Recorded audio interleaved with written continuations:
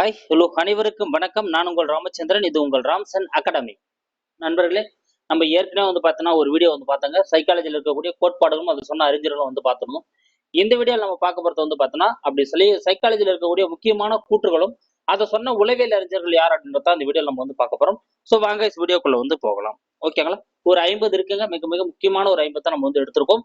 So இது நல்லா பார்த்துக்கோங்க. ஒரு சின்ன சின்ன க்ளூவேர்டு போல வச்சீங்கன்னா நீங்க என்ன பண்ணிடலாம், எடுத்துடலாம். ஃபர்ஸ்ட் கொஸ்டின் பார்க்கலாம் பாருங்க. என்னிடம் உடல்நலம் உள்ள சில குழந்தைகளை ஒப்படையுங்கள். எத்தன்மை உள்ளவராக இருந்தாலும் அவர்கள் வளர வேண்டும் என்று முன்கூட்டியே சொல்லிவிடுங்கள். அக்குழந்தைகளின் மரபு நிலை பற்றி கவலை இல்லை என கூறியவர் யார்? சூப்பர். யாருங்க? JP Watson. ஜேபி வாட்சன் தாங்க அதை சொல்லியிருப்பாரு. அவர் என்னன்னா, இவர் ஒரு சூழ்நிலை, ஓகேங்களா, சூழ்நிலைக்கு முக்கியத்துவம் கொடுக்கக்கூடியவர், சூழ்நிலைவாதி. ஸோ அதனால நீங்க மரபுல அவன் எப்படி இருந்தாலும் பரவாயில்ல, அவன் என்கிட்ட ஒப்படைச்சிடுங்க, அவன் எப்படி வளரணும்னு என்கிட்ட சொல்லிடுங்க, என்னால் அப்படி உருவாக்க முடியும் அப்படின்னு சொல்லிட்டு என்ன பண்ணிருப்பாரு, சொல்லியிருப்பாரு. இப்போ ஜேபி வாட்சன் அப்படின்றத இதுக்கான சார். அப்போ மரபு நிலையை பற்றி கவலை இல்லைன்னு சொன்னவர் வாட்சன். வாழ்க்கையின் ஒவ்வொரு நிலையும் நிகழ்ச்சியும் மரபு சூழ்நிலை ஆகிய இரண்டின் இணைந்தும் செயல்பாடாகும் என கூறியவர். இது ஆல்ரெடி எக்ஸாம்ல கேட்டிருக்காங்க. ஸோ வாழ்க்கையோட ஒவ்வொரு சூழ்நிலையும் பார்த்தோன்னா அவனோட மரபு நிலையும் அப்புறம் வரக்கூடிய சூழ்நிலை இது ரெண்டுமே இணைந்துதான் செயல்படக்கூடியதுன்னு சொன்னவர் பார்த்தீங்கன்னா மைக்கவர் மற்றும் பேஜ். யாருங்க? மைக்கவர் மற்றும் பேஜ் தான் இந்த கூற்றை சொல்லியிருப்பாரு. அடுத்து மூன்றாவது கேள்வி. மேதைகளிடமிருந்து மேதைகள் மரபு வழியாக தோன்றுகிறார்கள் என்ன ஆய்வின் முடிவு யாருடையது? ஓகேங்களா? ஸோ மேதைகளிடமிருந்து தான் மேதைகள் மரபு வழியாக தோன்றாங்க அப்படின்ற கூற்றை யார் சொல்லியிருப்பாருன்னா கால்டன் பிரான்சிஸ் அப்படின்றவர் தான் சொல்லியிருப்பாருங்க. யார் சொல்லியிருப்பாரு? கால்டன் பிரான்சிஸ் அப்படின்றவர் தான் இந்த கூற்றை என்ன பண்ணியிருப்பார், சொல்லியிருப்பாரு. Galton Francis. அடுத்து, படிப்படியாக சுதந்திரத்துடனும் கட்டுப்பாடுடனும் செயல்படுதலே வளர்ச்சியின் அறிகுறி. ஸோ வளர்ச்சினா எப்படி இருக்குன்றானா படிப்படியா என்ன பண்ணணுமா, சுதந்திரமா செயல்படணும், அதே கட்டுப்பாடுன்னு என்ன பண்ணணும், இது செயல்படணும். சில விஷயங்கள கட்டுப்பாடும் இருக்கணும், சில விஷயங்கள சுதந்திரம் இருக்கணும். அப்படி இருக்கிறதா உண்மையான வளர்ச்சி அப்படின்னு சொன்னவர் பார்த்தீங்கன்னா யாருங்க? ஆண்டர்சன் அப்படின்றவர் தான் சொல்றாரு. ஓகேங்களா? அப்போ சுதந்திரம் கட்டுப்பாடு இதை பத்தி சொன்னார்னா ஆண்டர்சன். தனியால் வேறுபாட்டிற்கு சூழ்நிலையே காரணம். தனியால் வேறுபாடு உருவாகிறதுக்கு எது காரணம்? அவங்க வளரக்கூடிய சூழ்நிலை தான் காரணம் சொன்னவர் பார்த்தீங்கன்னா அதுவும் ஆண்டர்சன் தான். ஓகேங்களா? தனியால் வேறுபாட்டிற்கு சூழ்நிலையே காரணம் என கூறியவர் அதுவும் ஆண்டர்சன். அடுத்து, பாலுணர்வு முதிர்ச்சிக்கும் சட்டப்படியான முதிர்ச்சிக்கும் இடைப்பட்ட காலமே குமரப்பருவம் என கூறியவர்.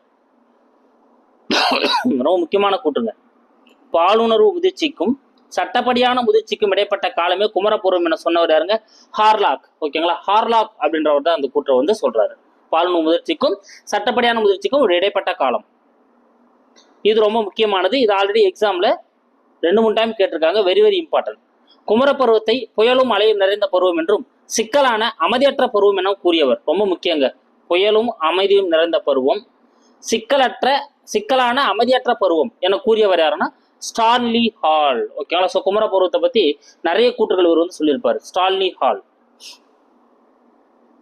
அடுத்து, குமரப்பருவம் என்பது ஆரம்ப நிலையின் தொகுப்பாகும். ஸோ குமரப்பருவத்தை நீங்க எடுத்தீங்க அப்படின்னா அது ஆரம்ப நிலையில இருந்த அந்த மொத்தத்தோட தொகுப்பா தான் குமரப்பருவம். ஆரம்பத்துல எப்படி வளர்ந்து வந்தான் அப்படின்றத அந்த மொத்த தொகுப்பு தான் குமரப்பருவமா இருக்கும் சொன்னவர் பார்த்தீங்கன்னா ராஸ் தான் பார்த்தீங்கன்னா இந்த கூற்றை சொல்லியிருப்பாரு. ராஸ். ஒரு பொருளை தெளிவாக அறிய செய்யப்படும் முயற்சியே கவனம். ஸோ கவனம் அப்படின்றத பார்த்தீங்கன்னா ஒரு பொருளை பத்தி நம்ம தெளிவா அறியறதுக்காக ஒரு முயற்சி எடுக்கிறோம் இல்லையா, அதைத்தான் அந்த முயற்சியை தான் நம்ம என்ன சொல்றோம், கவனம் சொல்றோம் அப்படின்னு சொல்லிட்டு யார் சொல்றாருன்னா மக்டுகல் சொல்றாரு. மக்டுகல். கவனித்தலை பெருமூளையின் செயல் என கூறியவர் யார்? கவனித்தலை பெருமூளையின் செயல் என கூறியவர் யார்? ஸோ கவனித்தலை பெருமூளையோட செயல் அப்படின்னு சொன்னவர் பார்த்தீங்கன்னா ஹெப் அப்படின்றவரோட கோட்பாடு தான் நீங்க கவனிக்கணும்னா அது முழுக்க முழுக்க பெருமூளையிலிருந்து ஏற்படக்கூடிய செயல்பாடு தான் அப்படின்னு சொல்லியிருப்பாரு ஹெப். அடுத்து, ஆர்வம் என்பது மறைந்திருக்கும் கவனம். கவனம் என்பது ஆர்வத்தின் செயல் வடிவம் என கூறியவர். பாருங்க, இந்த கூற்றை கொஞ்சம் வித்தியாசமா இருக்கும். ஆர்வம் அப்படின்றது ஒரு மறைந்திருக்கக்கூடிய கவனம். ஸோ உள்ளுக்குள்ள ஒரு கவனம், எதுக்கு ஒரு கவனம் இருக்குதோ அது மாதிரி தான் நம்ம என்ன பண்ணுவோம், ஒரு ஆர்வமா இருப்போம். அந்த கவனம் அப்படின்றது ஆர்வத்தோட செயல் வடிவம். அந்த ஆர்வத்தோட செயல் வடிவம் தான் கவனம் அப்படின்னு சொன்னவர் யாருன்னா மக்டுகல். இது கூட்டு வித்தியாசமா இருக்கும், ஞாபகம் வச்சுக்கோங்க. இதுவும் ரொம்ப முக்கியமானதுங்க. இது கூட எதிர்பார்க்கலாம். கவனமும் ஆர்வமும் ஒரு நாணயத்தின் இரு பக்கங்கள் என குறிப்பிட்டவர் யார்? ஸோ அதாவது கவனமா இருக்கட்டும், ஆர்வமா இருக்கட்டும், இது ரெண்டுமே ஒரு நாணயத்தோட 2 பக்கங்கள். ஓகேங்களா? ஹெட் டெயில் இருக்கு இல்லைங்களா, அதே போல ஒரு நாணயத்தோட 2 பக்கங்கள் போலதான் கவனமும் ஆர்வமும் செயல்படும் சொல்றது பார்த்தீங்கன்னா ராஸ். ஓகேங்களா? ஸோ அப்ப நாணயம்னா டாஸ் ஞாபகம் வச்சுக்கோங்க, அதை வச்சு சொல்லியிருந்தா ராஸ். ஒரே நேரத்தில் இரு செயல்களில் கவனம் செலுத்துவதை குறிப்பதை கவன பிரிவாகும் என கூறியவர். ஒரே நேரத்தில் என்ன பண்ணுவாங்கன்னா 2 விதமான செயல்பாடுகளில் வந்து கவனம் செலுத்துவாங்க. ஓகேங்களா? அப்படிதான் அதை தான் நான் சொல்லுவாங்கன்னா கவன பிரிவு அப்படின்னு சொன்னாருன்னா உட்வர்த்தா வந்து இந்த கூற்றை வந்து சொல்லியிருப்பாருங்க. ஓகேங்களா? ஸோ ஒரே நேரத்தில் சில பேர் என்ன பண்ணுவாங்க, டிஎன்பிசிக்கும் படிப்பாங்க, டிஆர்பி எக்ஸாம்ஸ்க்கும் படிப்பாங்க. ஸோ அதுதான் வந்து கவன பிரிவு அப்படின்னு சொல்லலாம். ஞாபகம் வச்சுக்கோங்க. உட்வர்த் தான் சொல்றாரு. அடுத்து, கவர்ச்சி அல்லது அக்கறை மறைமுக கவனமாகும். கவர்ச்சி செயல்படும் போது கவனம் தோன்றுகிறது. ஓகேங்களா? ஸோ அதாவது கவர்ச்சி அல்லது அக்கறை தான் வந்து ஒரு மறைமுக கவனம். அந்த கவர்ச்சி செயல்படும் போது ஆட்டோமேட்டிக்கா அது மேல கவனம் தோன்றுகிறது. ஓகேங்களா? இப்ப நம்ம நம்மளுக்கு பிடிச்ச நடிகர் மேல நம்மளுக்கு இருக்கக்கூடிய அந்த கவர்ச்சி தான் அவங்க பண்ற விஷயங்களை நம்ம தேடி தேடி என்ன பண்ணுவோம், கவனிப்போம். ஓகேங்களா? அப்ப அந்த கவர்ச்சி ஏற்படும் போது தான் அது மேல கவனம் வந்து என்ன ஆகுதுங்க, இன்னும் அதிகரிக்குதுன்னு யார் சொல்றாருன்னா மக்டுக்கல் வந்து சொல்றாரு. வெளி உலக விவரங்களை அறிந்து கொள்ள வழிவகுப்பது புலன் உணர்வுகள் ஆகும் என கூறியவர் மர்ஃபி. பாருங்க, நீங்க வெளி உலகத்துல என்ன நடக்குதுன்னு அதை பத்தி தெரிஞ்சுக்கிறதுக்காக ஒரு வழிவகுக்கக்கூடியதா எது இருக்குன்னா இந்த புலன் உறுப்புகள் தான் இருக்கும் அப்படின்னு சொன்னவர் வந்து மர்ஃபி அப்படின்றவர் தான் வந்து சொல்றாரு. அடுத்து, கற்பனைகள் பெரும்பாலும் நமது ஊக்கத்தின் அடிப்படையான செயல்களை வெளிப்படுத்தும் என கூறியவர். ஸோ உருவாக்கக்கூடிய கற்பனைகள் என்னன்னா நம்மளோட ஊக்கம் வந்து எது இருக்கோ அதுதான் வந்து நம்மளுக்கு கற்பனையா பெரும்பாலும் வந்து வெளிப்படக்கூடியதா வந்து இருக்கும் அப்படின்னு சொல்லிட்டு யார் சொல்றாருன்னா மேக்லிலாண்ட் அப்படின்றவர் சொல்றாருங்க. மேக்லிலாண்ட் அப்படின்றவர் தான் வந்து அந்த கற்பனை வந்து ஊக்கத்தோட அடிப்படை அப்படின்னு சொல்றாரு. இது ரொம்ப முக்கியமானது, வெரி வெரி இம்பார்ட்டன்ட். கொடுக்கறதுலே இம்பார்ட்டன்ட்ல இது மிக வெரி வெரி இம்பார்ட்டன்ட். உலகின் மொழிகள் யாவற்றிற்கும் பொதுவான சில பண்புகள் உள்ளவன அப்படின்னு சொன்னது யாருன்னா சோம்ஸ்கி. ஸோ உலகத்தில் இருக்கக்கூடிய பொதுவான மொழிகள் எடுத்து பார்த்தீங்கன்னா எல்லாத்தையுமே என்ன இருக்குமா, ஒரு பொதுவான சில பண்புகள் வந்து எல்லா மொழிகளுக்கும் இருக்குன்னு சொன்னவர் வந்து சோம்ஸ்கி. அடுத்து, மொழி வளர்ச்சியில் உயிரியல் காரணிகள் முக்கிய பங்காற்றுகிறது என கூறியவர் சோம்ஸ்கி. பாருங்க, ஒருத்தருக்கு வந்து மொழி வளர்ச்சி ஏற்படணும் அப்படின்னா அதுக்கு மிக முக்கியமா இந்த உயிரியல் காரணிகள் தான் வந்து செயல்படுது. உயிரியல் காரணிகள் மூலமா தான் மொழி வளர்ச்சி ஏற்படுது அப்படின்னு சொல்லிட்டு யார் சொல்றாருன்னா சோம்ஸ்கி அப்படின்றவர் தான் வந்து சொல்றாரு. அடுத்து, சிந்தனையின் எல்லையை மொழியை நிர்ணயிக்கிறது என கூறியவர் ஓஃப். இதுவும் ரொம்ப ஒரு முக்கியமான கூற்றுங்க. ஒரு சிந்தனையோட எல்லை எதுன்றத வந்து எது நிர்ணயிக்கிறதுனா அவங்க வச்சுனுக்கிற அந்த கத்துனுக்கிற மொழி தான் வந்து நிர்ணயிக்குதுன்னு சொன்னவர் வந்து ஓஃப் அப்படின்றவர் தான் வந்து சொல்றாரு ஓஃப். அடுத்து 21வது கேள்வி. மொழியும் சிந்தித்தலும் தனித்தனியாக 2 வேறுபட்ட அடிப்படைகளில் இருந்து எழுவன. இவை இரண்டும் இணைப்பும் முழுமையானதென்று என கூறியவர் வைகாட்ஸ்கி. ஸோ இவர் வைகாட்ஸ்கி அப்படின்றவரோட ஒரு கூற்று வந்து அடிக்கடி வந்து தேர்வுகளை வந்து கேட்பாங்க. ஸோ மொழியும் சிந்தித்தலும் தனித்தனியா 2 வேறுபட்ட அடிப்படையிலிருந்து எழுந்தாலும் ஆனா இது இந்த ரெண்டோட இணைப்பு என்ன இருக்குமா, ஒரு முழுமை இல்லாம வந்து இருக்கும் அப்படின்னு சொல்லி யார் சொல்லியிருப்பாரு, வைகாட்ஸ்கி அப்படின்றவர் தான் வந்து சொல்லியிருப்பாரு. அப்போ முழுமை இல்லாம அப்படின்னா வைகாட்ஸ்கி. சிந்தனை என்பது கருத்துக்களை மறுசீரமைப்பதாகும்.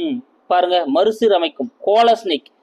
ஸோ சிந்தனை அப்படின்றது கருத்துக்களை என்ன பண்றது, நம்ம மறுசீரமைச்சு உருவாக்குறோம், அதான் சிந்தனைன்னு சொல்றோம்னு சொல்லி யார் சொல்றாருங்க, கோலஸ்னிக் தான் வந்து சொல்றாரு, கோலஸ்னிக்.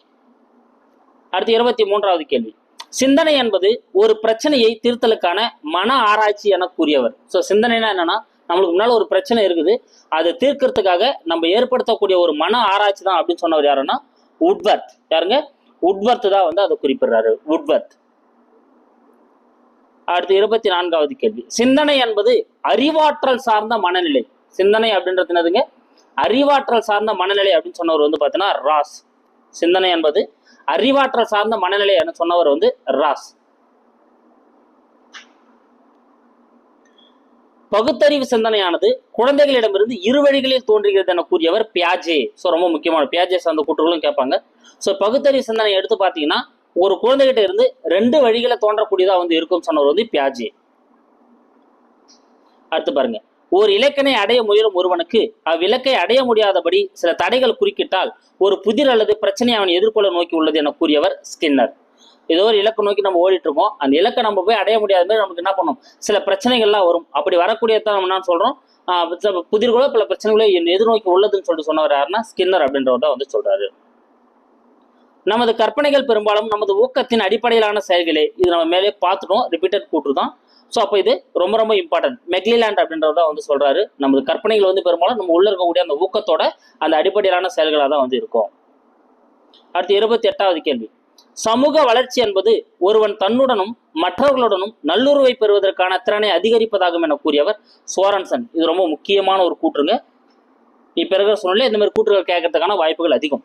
சமூக வளர்ச்சி. ஸோ அப்போ சமூக வளர்ச்சி அப்படின்னா ஒருத்தன் தாவுடனும் மற்றவங்ககிட்டயும் எப்படி வந்து ஒரு நல்லுறவை ஏற்படுத்தி அவன் வாழறான் அப்படின்றத வந்து பார்த்தீங்கன்னா சமூக வளர்ச்சி அப்படின்னு சொல்லிட்டு யார் சொல்றாரு? சோரன்சன் சொல்றாரு. சமூக வளர்ச்சி என்பது சமூக தொடர்புகளில் முதிர்ச்சி பெறுதல் ஆகும் என கூறியவர் ஹர்லாக். ஸோ சமூக வளர்ச்சி அப்படின்னா சமூக தொடர்புகளில் முதிர்ச்சி பெறுதல். சமூக தொடர்புனா மற்றவங்களோட எப்படி பழகிறோம், எப்படி வந்து நம்ம வந்து ஒருத்தவங்க இது பண்றோம், அதை வந்து எப்படி அவன் முதிர்ச்சி அடைஞ்சிருக்கான் அப்படின்னு சொல்லக்கூடியதான் வந்து பார்த்தீங்கன்னா சமூக வளர்ச்சின்னு சொல்ற யார் சொல்றாருங்க? ஹெர்லாக் அப்படின்றவர் தான் வந்து சொல்றாரு. இது ரொம்ப முக்கியமான ஒரு கூற்று. மனிதன் ஒரு சமூக விலங்கு அப்படின்னு சொன்னவர் வந்து அரிஸ்டாட்டில் தான் மனிதன் ஒரு சமூக விலங்குன்னு சொல்றாரு. அடுத்து, கல்வியின் அமைப்பையும் அதன் முறைகளையும் சமூகத்தின் கோணத்தில் பார்க்க வேண்டும். ஜான் டூயி ரொம்ப முக்கியமான கூற்றுங்க. ஸோ கல்வியோட அமைப்பும் அதனோட முறைகளையும் எப்படி இருக்குமா, இந்த சமூகம் எப்படி இருக்கு அந்த கோணத்துல அணுகிதான் நான் பண்ணணுமா கல்வியோட அமைப்பும் செயல்முறைகளும் இருக்கணும்னு சொல்லிட்டு யார் சொல்றாரு? ஜான் டூயி அவர்கள் சொல்றாரு. அடுத்து பாருங்க, மனவெழுச்சி வெளிப்பாடு சமுதாயத்திற்கு சமுதாயம் வேறுபடும் என கூறியவர் மார்க்ரெட் மீட். ஸோ எல்லாருமே ஒரே மாதிரியான மனவெழுச்சியை வந்து வெளிப்படுத்த மாட்டாங்க. ஒரு சிலர் ஒரு சில விஷயங்களை கோபமா அணுகுவாங்க, ஒரு சில விஷயங்களை வந்து பார்த்தீங்கன்னா அமைதியா அணுகுவாங்க. ஸோ அது மாதிரி சூழ்நிலைக்கு ஏற்ற பார்த்தோம்னா வருதுன்னா இந்த மனவெழுச்சி வெளிப்பாடு வந்து வெளிப்படுதுன்னு சொல்லிட்டு கூறியவர் யாருன்னா மார்க்ரெட் மீட் அப்படின்றவர் தான் வந்து குறிப்பிடுறாரு. மனித மனவெழுச்சிகள் இயல்போக்கங்களிலிருந்து உருவாகுபவை. ஸோ மக்டுக்களோட இயல்போக்க கொள்கை அப்படின்னு நம்ம வந்து படிச்சிருப்போம், அதை வச்சு நம்ம கெஸ் பண்ணிடலாம். அப்போ மனிதனோட மனவெழுச்சிகள் வந்து ஒரு இயல்போக்கங்கள் இருந்தா உருவாகுதுன்னு சொல்லிட்டு யார் சொல்றாரு? மக்டுக்கள் சொல்றாரு. அடுத்து, குழந்தைகளிடம் பயம் மற்றும் பிற மனவெழுச்சி துலங்கல்களை ஆக்கநிலை ஒருத்த கற்றல் மூலம் உருவாக்க முடியும், அதே போன்று அழிக்கவும் முடியும். ஸோ ஒரு குழந்தைகிட்ட நீங்களால் என்ன பண்ண முடியுமா, ஒரு பயத்தையோ அல்லது ஏதோ ஒரு மனவெழுச்சியோ ஆக்கநிலை ஒருத்த கற்றல் மூலமா நம்மளால என்ன பண்ண முடியும்? உருவாக்கவும் முடியும், அதை என்ன பண்ண முடியும்? அழிக்கவும் முடியும் சொல்லிட்டு யார் சொல்றாரு? ஜேபி வாட்சன் வந்து சொல்றாரு. ஒருவனின் நேர்மை தவறாத நடத்தை உணர்வே ஒழுக்க வளர்ச்சி என முதலில் வரையறுத்தவர் கோல்ட்ஸ்பர்க். ஒருவன் வந்து ஒழுக்க வளர்ச்சினா அவன் வந்து எந்த விதமான தவறும் செய்யாம ஒரு நேர்மையான ஒரு கோட்டில் வந்து அவன் நடக்கக்கூடியவனா இருப்பான். அப்படி நேர்மையான கோட்டை நடக்கக்கூடியவன் தான் வந்து ஒழுக்க வளர்ச்சின்னு சொல்லிட்டு யார் சொல்றாருன்னா கோல்ட்ஸ்பர்க் அப்படின்றவர் வந்து சொல்றாரு. ஸோ கோல் எடுத்தா ஒழுக்கமா இருப்பாங்கன்னு நான் வச்சுக்கோங்க. இன்னொரு சில ஷார்ட்கட் போட்டு வச்சா மறந்துக்காது. பயிற்சியில் விளையக்கூடிய நிரந்தரமான நடத்தை மாற்றமே கற்றல். ஸோ கற்றல் அப்படின்னா என்னன்னு பார்த்தீங்கன்னா ஒருத்தன் பயிற்சி எடுக்க அவங்ககிட்ட வந்து ஒரு நிரந்தரமான நடத்தை மாற்றம் வந்து ஏற்பட்டுரும். அப்படி நிரந்தரமான ஏற்படக்கூடிய நடத்தை மாற்றம் தான் வந்து கற்றல்னு யார் சொல்றாரு அப்படின்னா தாண்டைக் அப்படின்றவர் தான் வந்து சொல்றாருங்க. தாண்டைக். கற்றலுக்கு ஒரு உந்துதல் அவசியம் என கூறியவர் மெக்கானல். ரொம்ப முக்கியங்க. ஸோ கற்றலுக்கு வந்து பார்த்தீங்கன்னா ஒரு உந்துதல் ரொம்ப ரொம்ப முக்கியம். அப்படி உந்துதல் இல்லைன்னா என்ன ஆயிடுவான்? மெக்கானிக் ஆயிடுவான் அப்படின்னு ஞாபகம் வச்சுக்கோங்க. அப்ப மெக்கானிக் ஆயிடுவான் உந்துதல் இல்லைன்னா, அப்ப மெக்கானல் அப்படின்றத அதுக்கான ஆன்சர். நுண்ணறிவு என்பது பல திறன்கள் சேர்ந்த கலவையாகும். ஆல்பர்ட் பீனே. ஸோ பாருங்க, ஆல்பர்ட் பீனே என்ன சொல்றாரு? பல திறன்கள் சார்ந்த ஒரு கலவை தான் வந்து நுண்ணறிவு அப்படின்னு சொல்றாரு ஆல்பர்ட் பீனே. ஊக்குவித்தல் என்பது ஒரு தொடர் செயல், முடிவுறாதது, மாறக்கூடியது மற்றும் கடினமானது. பாருங்க, அந்த ஊக்குவித்தல் மோட்டிவேஷனை இவர் எப்படி சொல்லியிருக்காரு பாருங்க. இது வந்து ஒரு கண்டினியூட்டியா இருக்குமா, இதுக்கு வந்து முடிவே இல்லையா, இன்ஃபினிட்டியா, அதே போல சேஞ்ச் ஆகிட்டே இருக்கும், அதே போல வந்து ரொம்ப ஹார்டாகவும் இருக்கும் அப்படின்னு வந்து சொல்றாரு. அப்ப இந்த மாதிரி தொடர் செயல், முடிவுறாதது, மாறக்கூடியது, கடினமானதுன்னு சொல்றதுன்னா மாஸ்கோ. அடுத்து பாருங்க, ஊக்கம் கற்றலுக்கு ஒருவித அடிப்படையாகும் என்றும் ஊக்கம் கற்றலில் ஆர்வத்தை உண்டாக்குகிறது என்றும் கூறியவர் குரோ மற்றும் குரோ. ஊக்கம் வந்து கற்றலுக்கு ஒரு வித அடிப்படையாகவும் ஊக்கம் கற்றலில் ஆர்வத்தை உண்டாக்குகிறது அப்படின்னு சொன்னவர் வந்து பார்த்தீங்கன்னா குரோ மற்றும் குரோ. அடுத்து, ஆளுமை என்பது ஒரு தனி மனிதனின் தனக்கு கொடுக்கப்பட்ட சூழ்நிலையில் செயல்படும் தன்மையை கூறுவதாகும் என கூறியவர் ஆர்பி காட்டல். ஸோ ஆளுமைன்னா என்னன்னா ஒருத்தன் ஒரு சூழ்நிலையில வந்து ஒரு தன்மையை கொடுக்குறாங்க, அந்த கொடுக்கப்பட்ட சூழ்நிலையில அவன் எப்படி வந்து அவனோட செயல்படுறான் அப்படின்றத வந்து அந்த ஆளுமையை குறிப்பிடுது அப்படின்னு சொல்றாரு யாரு? ஆர்பி காட்டல். சரியான கூற்றம் வந்து இது இருக்கும். மனிதர்களை அகமுகன் புறமுகன் அப்படின்னு சொல்லி யார் பிரிக்கிறாருன்னா யூங் அப்படின்றவர் வந்து பிரிச்சு சொல்லியிருப்பாரு. உடல் வகையை கொண்டு பருமனுடல், கட்டுடல், நீருடல் அப்படின்னு சொல்லிட்டு ஆளுமை. ஸோ எப்படி உடல் இருக்கோ அதை வச்சு அவங்களோட ஆளுமை பண்பு இருக்குன்னு சொல்லிட்டு ஷெல்டன் அவர்கள் வந்து குறிப்பிட்டிருப்பாரு. குழந்தையோட பிறப்பு வரிசையும் ஆளுமையின் காரணி. ஸோ குழந்தை வந்து எந்த வரிசையில பிறக்குது, முதல் குழந்தையா பிறகுதா, ரெண்டாவது குழந்தையா பிறகுதா, மூன்றாவது குழந்தையா பிறகுதா, இந்த மாதிரி எத்தனாவது குழந்தையா பிறகுது, எப்படி பிறகுதுன்றது அதுவும் அவங்களோட ஆளுமை நிர்ணயிக்கக்கூடிய மிக முக்கிய காரணின்னு சொன்னவர் வந்து ஆட்லர் தான் அந்த கூற்றம் சொல்றாரு. இது ரொம்ப முக்கியமான கூற்றுங்க. பள்ளி பாடகங்களில் சாதாரண நிலையில் இருந்து 2 ஆண்டுகள் தாமதித்த நிலையில் இருக்கும் மாணவர்களே கல்வியில் பிற்பட்டவர்கள் எனலாம் என கூறியவர் ஸ்ரீல்பர்ட். ஓகேங்களா? ஸோ 2 ஆண்டுகள் பின்தங்கி இருப்பான். அதாவது இப்ப 7வது படிக்கிற பையன் படிக்கக்கூடியது அவன் 5ஆம் வகுப்புல தான் படிப்பான். அதாவது 7ஆம் வகுப்புல வந்து அவன் 5ஆம் வகுப்பு பாடத்தை படிக்கக்கூடிய அளவுக்கு தான் தகுதியா இருக்கான் அப்படின்னா அவன் தான் வந்து பின்தங்கியவர்கள் ஸ்லோ லேர்னர்ஸ்னு சொல்லலாம்னு சொல்லிட்டு ஸ்ரீல்பர்ட் வந்து சொல்றாரு.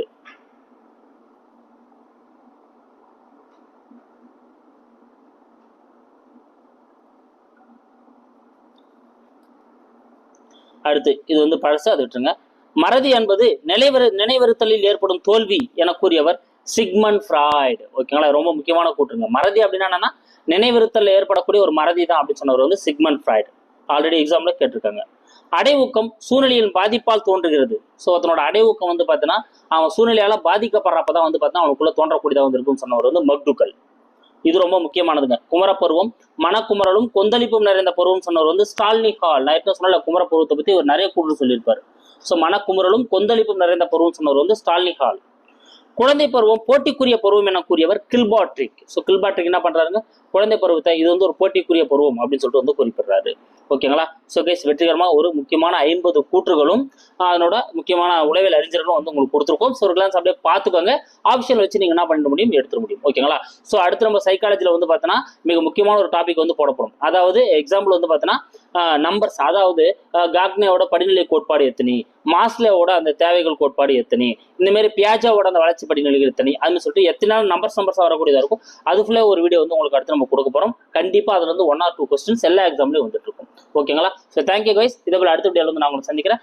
நம்ம சேனலுக்கான புதுசாக வந்து நம்ம சேனலை சப்ஸ்கிரைப் பண்ணிக்கங்க. கூட பக்கத்துல இருக்கிற பெல் பண்ணி கிளிக் பண்ணி நோட்டிஃபிகேஷன் ஆல் அப்படின்றதையும் கொடுத்துக்கோங்க. அப்போ தான் நம்ம போடுற வீடியோ சொல்லுமே உங்களுக்கு உடனடியாக வந்துட்டு இருக்கும். Thank you guys.